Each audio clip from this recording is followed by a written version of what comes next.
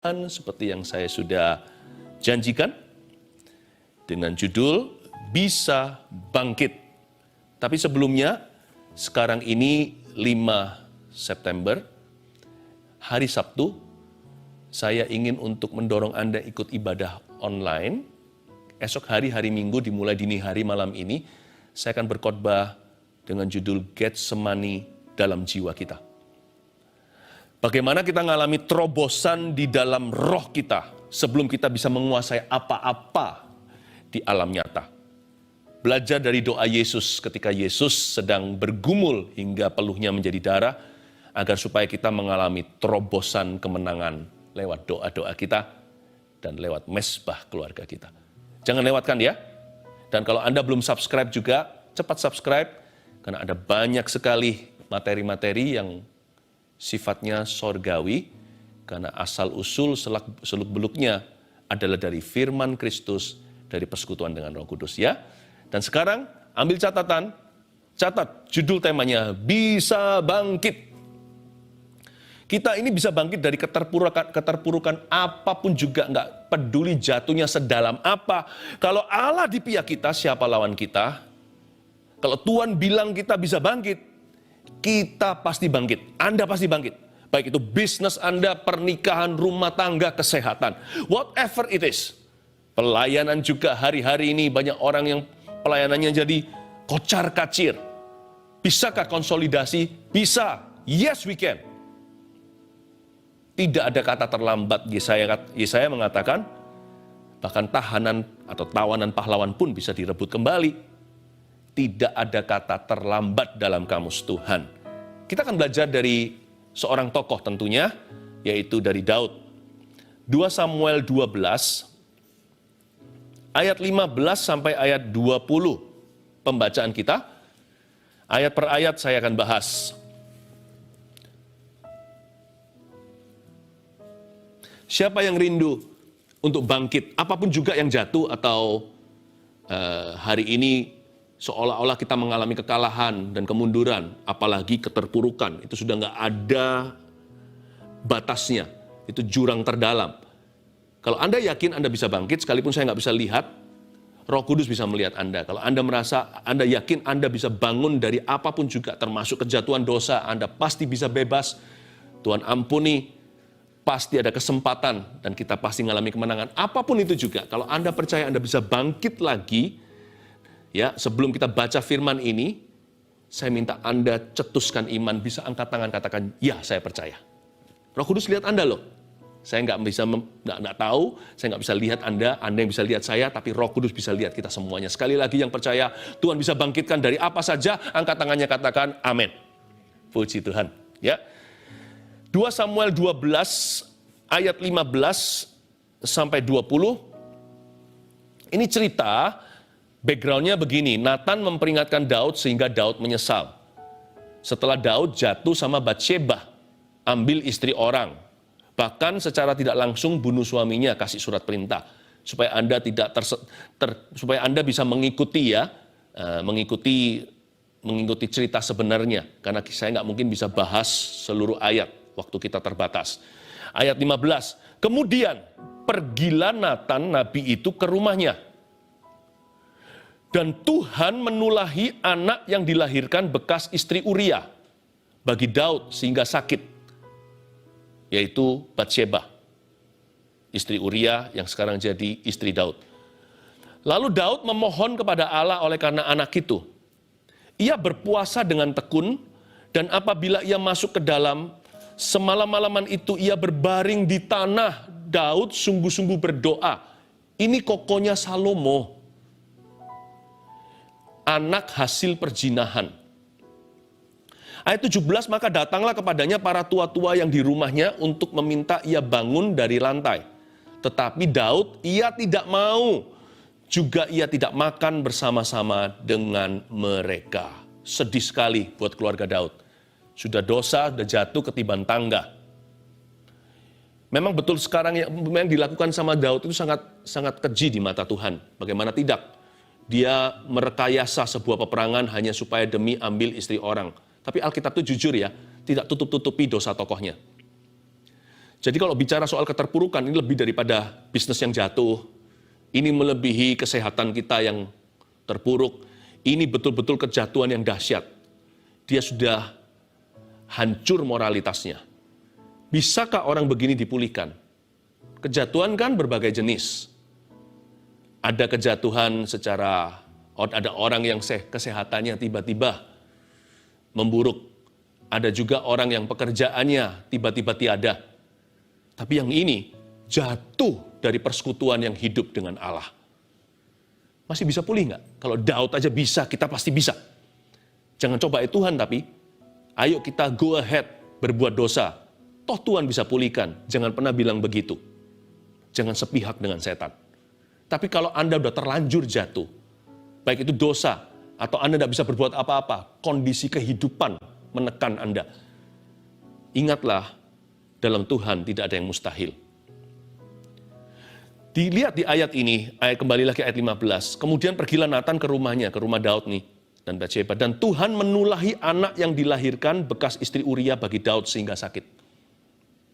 Tuhan menulahi anak. Ini jangan diartikan terlalu jauh, seolah-olah Tuhan bunuh. Bukan ya, Tuhan memanggil. Ada orang dipanggil waktu umur 80, ada orang dipanggil waktu bayi.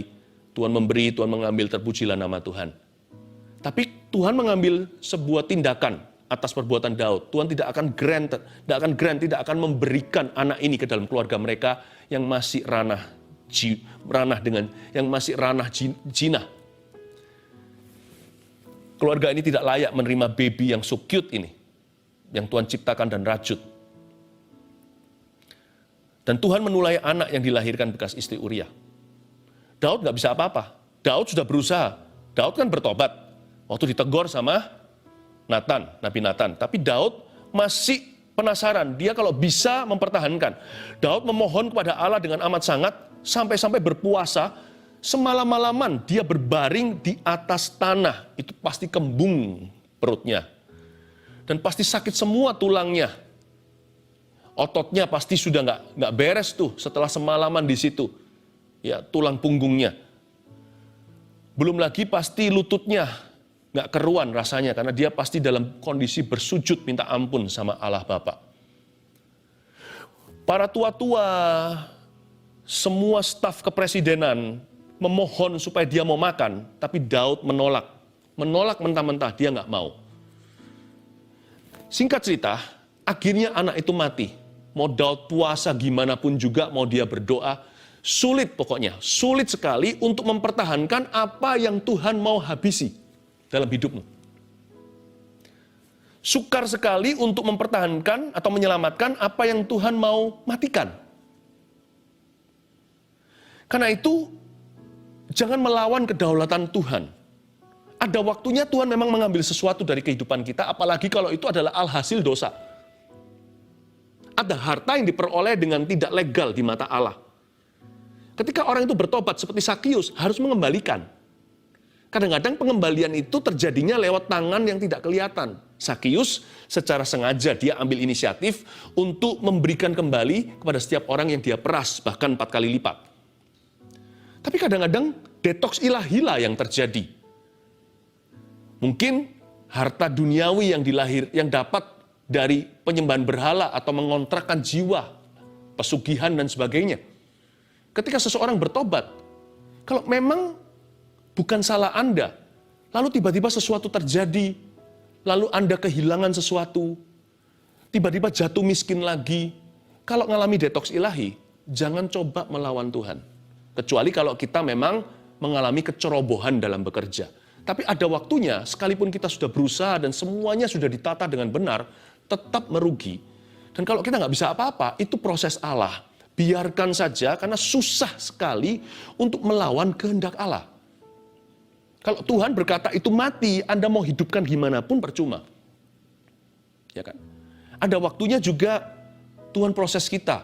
Ketika seseorang bertobat terima Tuhan, atau ketika seseorang mau kembali lagi dari jalan yang murtad, dia kehilangan banyak temannya. Nanti Tuhan akan gantikan sahabat, tapi semua indah pada waktunya. Sekarang kehilangan dulu, ada waktunya untuk membangun, ada waktunya untuk meruntuhkan, kata pengkhotbah. Itulah sebabnya kalau kita mau bangkit, supaya kita bisa bangkit, yang pertama tulis dulu poin ini. Kita harus bisa terlebih dahulu menerima keputusan Tuhan. Hati harus sampai menerima. Satu titik setelah kita berupaya, seperti Daud puasa semalaman. Bahkan duduk di tanah, berbaring lagi di sana. Sakit sekali itu. Dia bahkan seperti seolah-olah menyiksa diri untuk mendapatkan belas kasih Tuhan.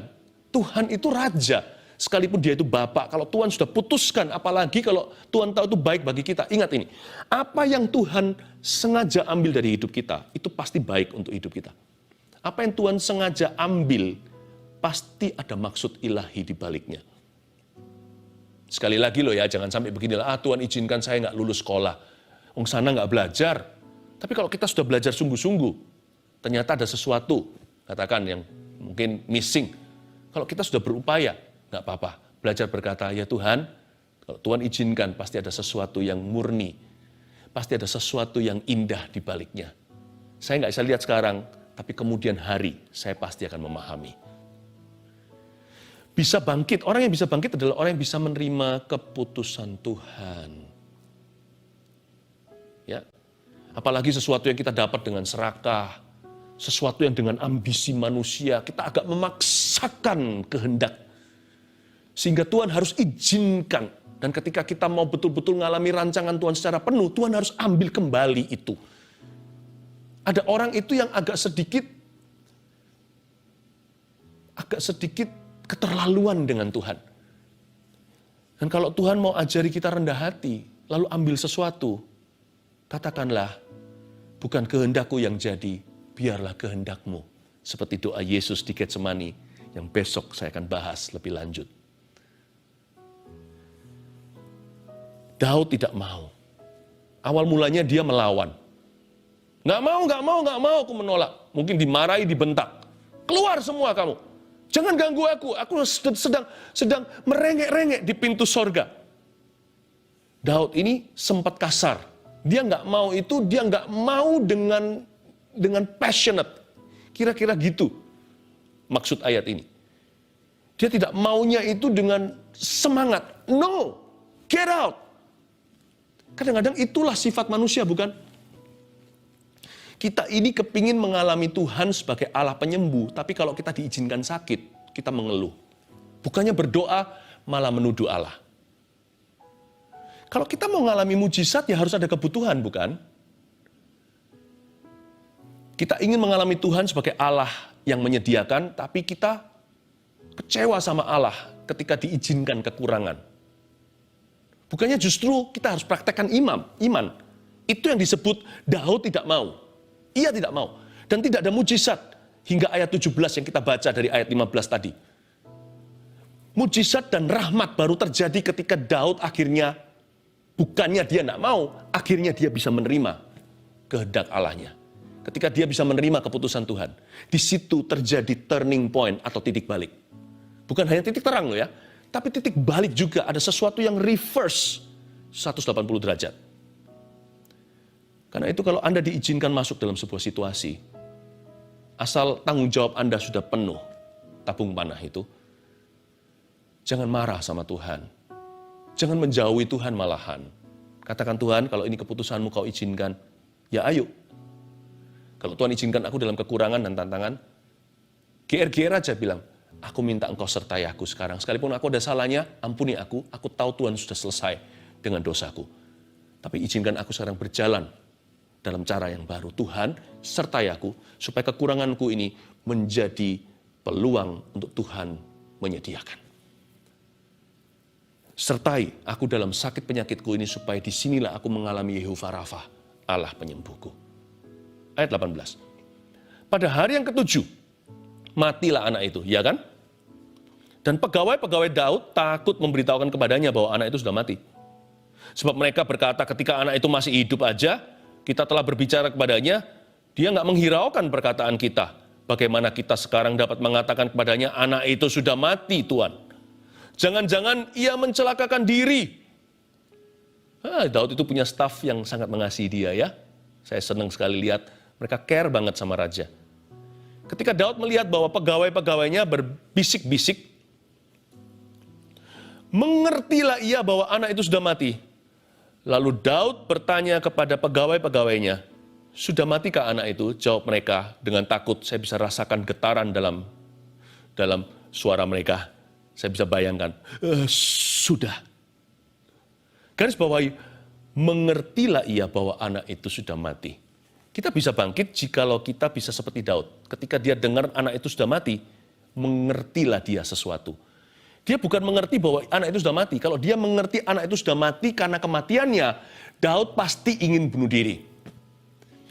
Ada sesuatu yang dia ngerti dan itu bukan soal mati. Waktu dia dengar bahwa anak itu sudah tiada, mengertilah ia bahwa anak itu sudah mati. Berarti Daud mengerti sesuatu yang lain dan itu bukan kematian. Kematian anak itu seperti pintu before and after, sebelum dan sesudah, seperti dari ruangan ini ke ruangan yang baru. Kita bisa bangkit kalau kita seperti Daud. Nomor 2 poinnya, catat di baik-baik. Daud bisa mengerti Tuhan masih punya rencana. Ku percaya mujizatmu pasti terjadi, sebab tiada yang mustahil bagimu. Ku percaya mujizatmu pasti terjadi, Engkau Tuhan berkati hidupku. Betul ya? Tepati janjimu. Maafkan saya. Dia bisa mengerti bahwa Allah masih punya rencana. Mendengar kematian bukan kiamat buat dia, meskipun dia sangat-sangat sedih dan kehilangan.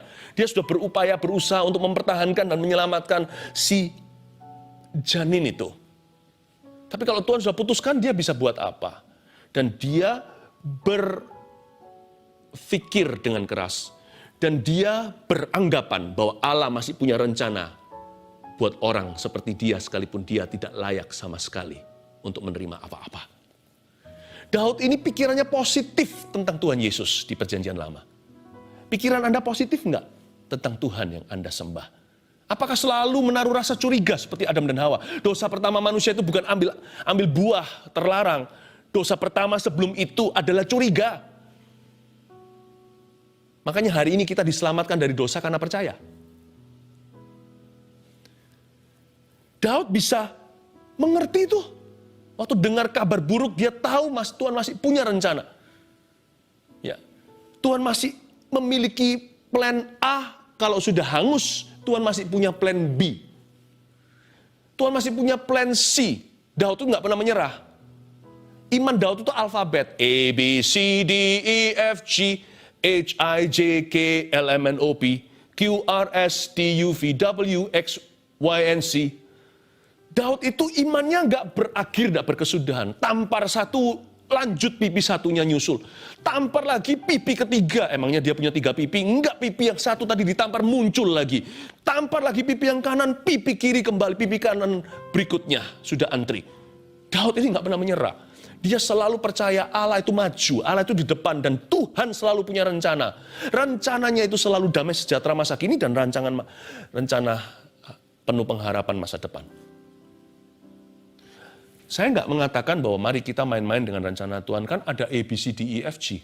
Enggak loh ya. Buang-buang waktu kayak gitu tuh, buang-buang waktu. Dan kita nggak harus mengalami kematian kan, nggak harus mengalami kutukan, nggak harus mengalami duka seperti Daud. Ini konsekuensinya. Lebih cepat, lebih baik bukan kalau kita itu mau taat sama Tuhan. Tambah lambat, semakin banyak konsekuensinya. Tapi kalau Anda sudah jatuh, bisnis Anda sekarang terpuruk, siapa bilang bisnis Anda yang lama itu nggak bisa dibangkitkan lagi? Sekalipun nggak dibangkitkan karena Tuhan berkehendak demikian, Tuhan bisa memberimu bisnis baru. Mulai nabung lagi mungkin, perlu berapa bulan bahkan tahun, nggak apa-apa. Hidup kita masih muda, umur 80 pun masih muda. Musa umur 80 baru dipakai sebagai pembebas Israel. Karena hidup kita itu sementara di bumi. Asal respon hati kita benar, hidup selama-lamanya itu lebih kekal. Kemuliaan yang akan datang tidak bisa di dekat. Semua penderitaan kita masa kini itu tidak sebanding dengan kemuliaan yang akan kita terima. Yang penting sekarang itu hari per hari, tiap hari kita itu mengikut Yesus. Udah kesusahan sehari untuk sehari, bangkit lagi. Tuhan masih punya rencana. Gak lucu kalau rencana Tuhan hanya plan A. Coba bicara semuanya hanya dengan huruf A. Makan jadi AA. Gak bisa. ya kan?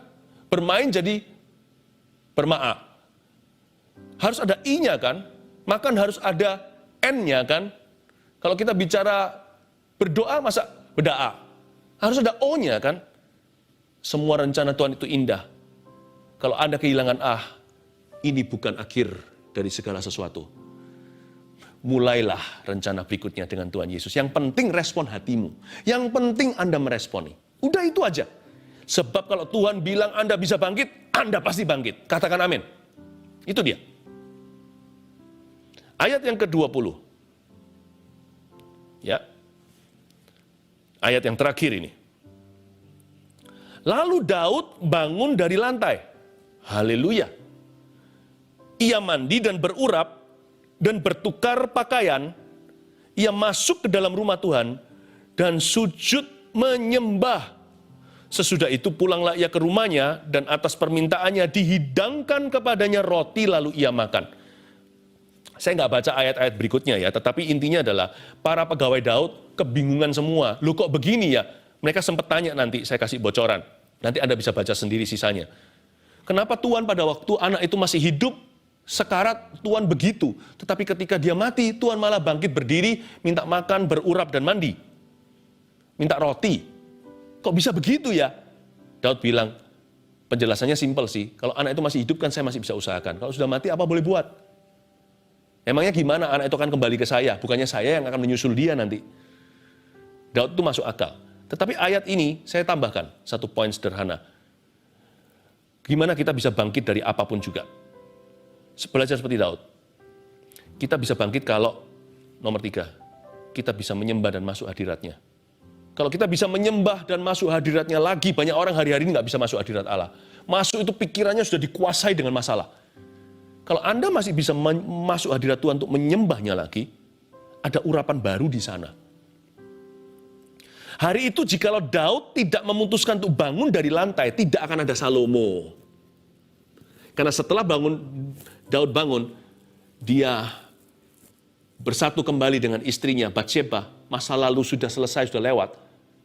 Waktu itu Tuhan mengingat mereka, pasangan suami istri ini, dan Tuhan mengaruniakan anak berikutnya. Plan S, Salomo.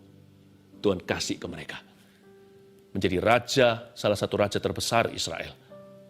Kalau Anda dan saya mau terima urapan baru hari ini, bukan hanya mandi, tapi berurap. Ya kan? Seperti meremah, seperti urapan juga, bukan? Mau digosok Tuhan dengan kuasa yang baru, untuk masa depan yang menantimu, penuh pengharapan itu. Sekalipun sekarang masih perlu waktu, tapi akselerasinya akan terasa. Pertama mungkin Anda tancap gas cuma 20 km, 30, tapi sebentar lagi Anda akan 200 km per jam dengan Tuhan. Tuhan akan mempercepat segalanya lewat hati yang taat. Asal Anda bisa menyembah dan masuk hadiratnya. Karena itu, buat putusan hari ini, jangan seperti ular berada di bawah. Kalau dia terus berada berbaring di lantai, Daud akan makan debu. Tapi berdirilah, bangkitlah imanmu saat ini. Pergilah ke gereja, istilahnya, atau masuklah hadirat Tuhan seperti ini saat teduh. Mintalah roti. Mintalah roti dari malaikat-malaikat yang sudah siap menyuapimu. Jangan makan debu seperti si ular yang dikutuk, sehingga dengan perutnya dia merayap. Bangun, engkau anak raja, aku anak raja, kita semua anak raja. Bangkit berdiri, bangkit imanmu. Fight. Bangkit kembali, makan roti raja, terima urapan yang baru. Katakan amin dengan keras. Amin. 1, 2, 3, bisa bangkit. Nomor 1, jika kita bisa menerima keputusan Tuhan. Nomor 2, jika kita bisa mengerti Tuhan masih punya rencana. Dan ketiga, jika kita masih bisa menyembah dan masuk hadiratnya. Mari kita sekali lagi menyembah Tuhan. Aku, bangkitkan aku, jadikan aku hamba-Mu yang setia. Bangkitkan aku, bangkitkan aku, jadikan aku yang berkenan.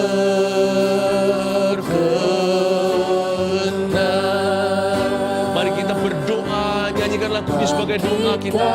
Bangkitkan aku, bangkitkan aku, jadikan aku hamba-Mu yang setia. Bangkitkan aku, bangkitkan aku, jadikan aku hamba-Mu yang berkenan. Nyanyikan lagu ini, bangkit. Kirim terus juga setiap permohonan doa. Saya segera akan tumpang tangan. Haleluya. Jadikan aku hamba-Mu yang setia. Bangkitkan aku, bangkitkan aku, jadikan aku hamba-Mu yang berkenan.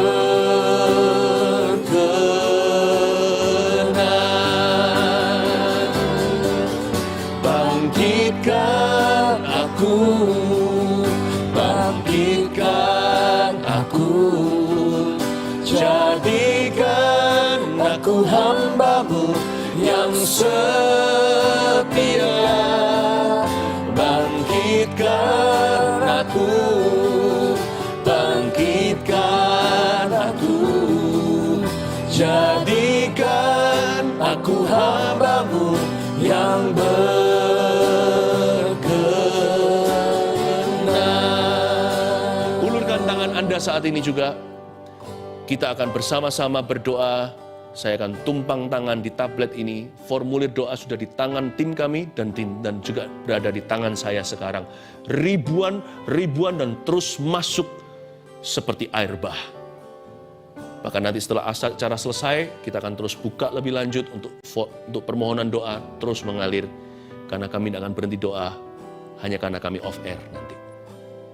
Mari kita sama-sama ulurkan tangan, tumpang tangan saya ke atas tablet ini, dan Roh Kudus akan mengalir ke setiap rumah, ke setiap individu, setiap pribadi, bahkan mereka yang sekarang menontonnya di kendaraan. Tuhan akan lawat semua orang.